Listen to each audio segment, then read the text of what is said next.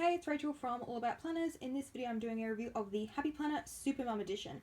So I am not a mum, you don't need to be a mum to use this planner. There is some stuff like some of the quote pages on the dividers does have like mum oriented things, but the weekly layout can be used by anyone. So it has my all-time favorite weekly layout with the days of the week on one side in horizontal, and then you've got the other page which you can use for list making, kind of like a dashboard style layout, errands, all that kind of stuff. So let's have a closer look. So I got the classic size, which has a paper size, so not the cover, the paper is 7 inches wide by 9.25 inches high. I do find that that is my favorite size for planning, not too big, not too small. They have upgraded the discs, so instead of the plastic ones, which weren't, well, they were okay, but they didn't seem the greatest quality. These ones are metal discs, and they do look a lot more sturdy. Got the little heart imprint, which always very nice little touch that the MAMBI discs have. It is about, I'd say, 1.5 centimeters thick. It is quite chunky and it does feel a bit heavy. So keep that in mind. If you want to take this with you in your handbag, you might want to take out some months and only keep the ones that you need. So let's have a look. So you've got the dates at a glance calendar for the current year and the next year. And then for each month you have the overview page, which has the previous, current, and then following month. You've got this sort of planning section. You could adapt it to however you like. So I would white that out and I would probably do like projects. I'd do like blog planning here. So you can really use it however you like. Just because it says mum, you don't have to be a mum to use it. It is still a functional layout. The dividers of this planner, divider pages, to be honest, I'm not really a fan, maybe because I'm not a mum, so I can't really relate.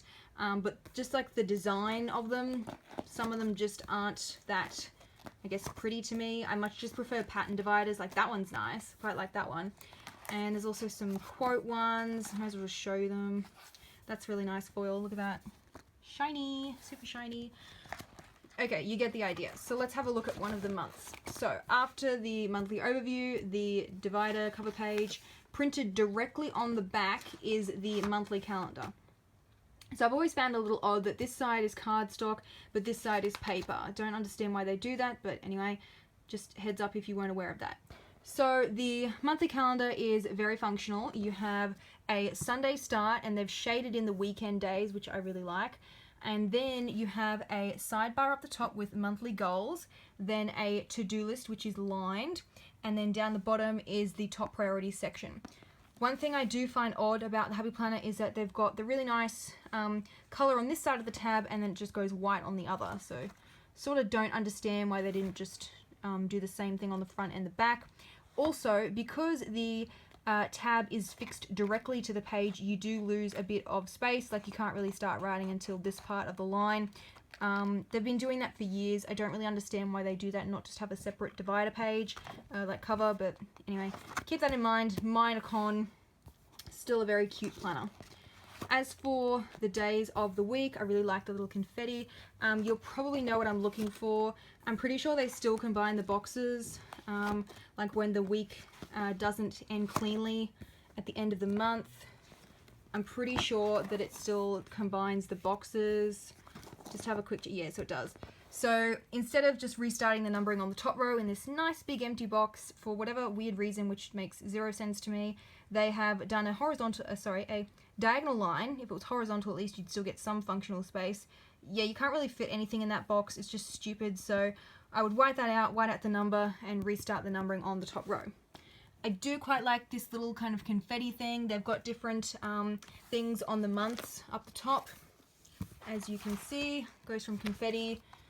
Okay, so jumping to the weekly spread, which is probably what you're wanting to see the most. So this is that really nice horizontal layout I was talking about. It starts on a Monday. It says what's for dinner, but you could always convert that into like a most important task for each day, or just white it out and put gratitude or exercise, whatever you want to put. You can always customize it. You get a full-size box for Saturday and Sunday, which is great because sometimes the horizontal one-page layouts, they combine them, so you'd have, you know, Saturday and Sunday in the same box, which I always find a bit irritating because that's when I need more space, not less. And then over here on the dashboard, I guess like weekly overview, errands to buy, calls, bills, focus, which I'd probably turn into a habit tracker because it's got the nice boxes already set up for you, and then like a quote. So I would probably cover up that quote with a routine sticker, maybe like a hydrate tracker. It's got different ones throughout. See, that one's not really a mum quote, so you don't have to be a mum to use the planner. It's still very functional. As you can see, the colors change subtly, so it's now green and then like a bluey color. If we go to the next month with the pink, it's now got pink aesthetics.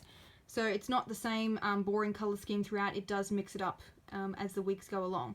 And I forgot to mention lined horizontal writing space. Love that. When you've got a week that ends in the middle, it just continues straight on. So for September, the start of it is with the end of August, and you get the idea. So just jumping to the back, the extras section. Also, US planner, so it's got the US holidays printed. Okay, so let's go to the extras section. This is actually what I was the most excited about, this page. Really, really like this page. You could use it as your weekly planning page if you wanted to. The rainbow color scheme is super pretty. You've got you know, list making space, your days of the week, and then list making space. So I would use this as a blog planner with my blog post here, and then all the things I need to do. So really, really like this layout. Would definitely be buying refills if they sell them separately to the planner. Absolutely love it. Not really a fan of this page. I guess it would be good for project planning if you had, you know, this is like step one, the first thing, and you had all your steps mapped out on the side. Could use it like that. Maybe a quarterly planning page. You're going to January, February, March, and then all the stuff that's happening. So a couple of different ways you could use it. I guess I just don't really like the sketched hand-drawn look. But anyway, you get these extra pages, and there are quite a few of them, so you could extend the planner beyond just a 12-month planner. As you can see, they're still going if you wanted to. And at the back, you have a different cover. And because you can add and remove the pages if you got sick of the cover, which had that really pretty pattern, but if you didn't like it, you could switch it out and flip the cover so that it is polka dot instead. And that's usually the case with all of the Happy Planners. They have the different patterns that you can switch out. Because it is laminate, it can get a bit damaged. This one got damaged in transit from the US. A little bit scuffed, not really a big deal to me. I don't particularly care, but just keep in mind if you are a bit rough with your planner, it could have a little bit of wear and tear. If you wanted to add a DIY cover, definitely use the thickest laminate that you can, so then it will be more durable if you did want to switch out the cover. So, hope you found this review helpful. I've done pen testing in some of the other Happy Planners, so if you want to see which ones have ghosting and bleed through, like fine tip gel pen, etc., I'll include the link to the blog post with that pen test in the description box below. Apart from that, don't really have anything else to say about the planner. I do really like it, would definitely use it, and would recommend. Don't forget to subscribe, the button is below. I usually post 1 or 2 planner review videos each week. See you in the next one.